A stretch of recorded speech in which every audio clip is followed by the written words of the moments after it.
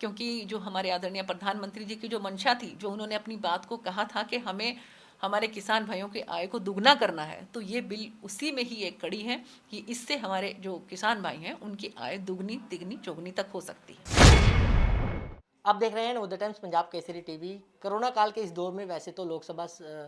Session की शुरुआत हो गई है और इस बार किस तरीके से बदलाव देखने को मिले हैं, हमारे साथ मौजूद हैं सिरसा से सांसद सुनीता दुग्गल जी। दुग्गल मैम, जिस तरह बात करें लोकसभा सेशन की, तो किस तरीके से बदलाव देखने को मिले हैं इस बार? देखिए, ऐसा है कि पहली बार जो है वो बहुत अभूतपूर्व जो संसद सत्र है अब की बार चल रहा है, और जिसके अंदर असाधारण जो है व्यवस्थाएं की गई हैं, और ऐसी की गई हैं कि जो मुझे लगता है कि हमारी संसद के इतिहास में पहली बार हो रही हैं।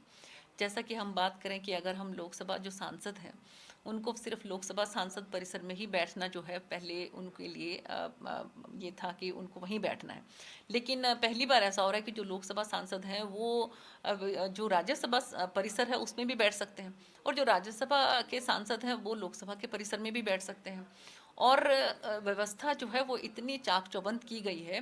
कि सोशल डिस्टेंसिंग को पूरा मेंटेन करके रखा हुआ है। सामने से भी और साइड से भी जो है वो पूरे ग्लास के वो रखे गए हैं, ताकि एक सांसद से दूसरे सांसद की दूरी जो है वो बनी रहे। इसके साथ साथ जगह जगह पर सैनिटाइज़र रखे गए हैं, और इसके साथ साथ जो है वो मास्क सबको लगाना जो है वो उनको कहा गया है कि आपको कंपलसरी है, अनिवार्य है, वो भी लगा कर आना है सबको। तो बहुत ही असाधारण रूप से जो है व्यवस्थाएं की गई हैं, और सभी सांसद उसका अक्षरशः पालन कर रहे हैं। हमारे आदरणीय प्रधानमंत्री जी ने सभी सांसदों को इस बात के लिए बहुत बहुत धन्यवाद दिया है कि सभी सांसद ने जो कोरोना के ऊपर कर्तव्य को प्राथमिकता दी है, और कोरोना काल में भी भारी संख्या में हमारे सांसद जो है वो इस सत्र के अंदर पहुंचे हैं और उन्होंने अपनी अपनी भागीदारी दिखाई है। मैडम, अगर बात करें आपकी तरफ से कौन कौन से मुद्दे लोकसभा में उठाए जा रहे हैं?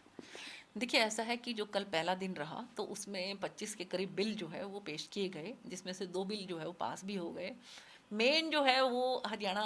की तरफ से मुझे लगता है कि जो कृषि से, क्योंकि ऑर्डिनेंस जो 3 आए हैं उसमें हम लोगों की काफ़ी अहम भूमिका रहने वाली है, क्योंकि हमारा इलाका जो है वो कृषि प्रधान इलाका है, और वहाँ पर किस तरह से हमारे किसान भाई जो हैं उनको किसी तरह की कोई दिक्कत ना आए, कोई कष्ट ना हो, उनको कोई परेशानी ना झेलनी पड़े इन बिल की वजह से, उसी को ध्यान में रखते हुए हमारे जो प्रदेश के जो भारतीय जनता पार्टी के प्रदेश अध्यक्ष हैं हमारे ओम प्रकाश धनखड़ जी, उन्होंने जो है कमेटी जो है उसका गठन किया, जिसके अंदर के हमारे हिसार से ब्रजेंद्र सिंह जी सांसद हैं, हमारे कुरुक्षेत्र से नायब सिंह सैनी जी जो सांसद हैं, और हमारे भिवानी से धर्मवीर सिंह जी जो सांसद हैं। उन्होंने अपनी रिपोर्ट जो है वो अध्यक्ष जी को पेश की है, और वो रिपोर्ट आज मुझे लगता है कि केंद्रीय जो हमारे कृषि मंत्री जी हैं नरेंद्र सिंह तोमर जी, उनको वो सौंपी जाएगी, और उस बिल के अंदर जो है उनमें से क्या कुछ और सम्मिलित किया जा सकता है उस बात को ध्यान में रखते हुए हमारे किसान भाइयों के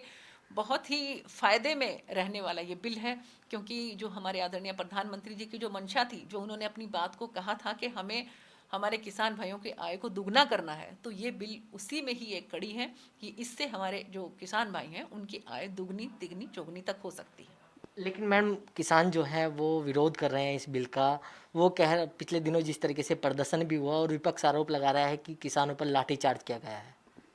देखिए, ऐसा है कि मुझे लगता है कि विपक्ष जो है वो हमारे भूले किसान भाई को जो है वो दिग्भ्रमित करने की कोशिश कर रहा है, क्योंकि अभी तक मैंने किसी भी विपक्षी नेता से ये नहीं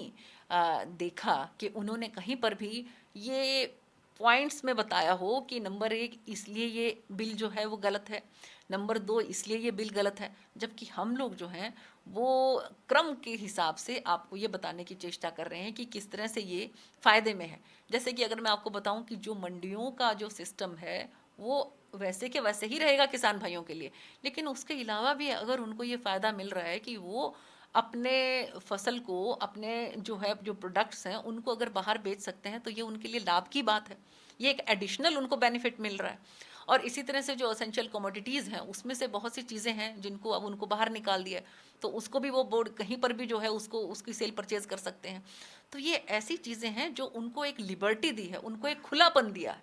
तो ये हमारी सरकार की तरफ से कहा जा रहा है कि हमारे ये पॉजिटिव पॉइंट्स हैं जो इस बिल में हैं,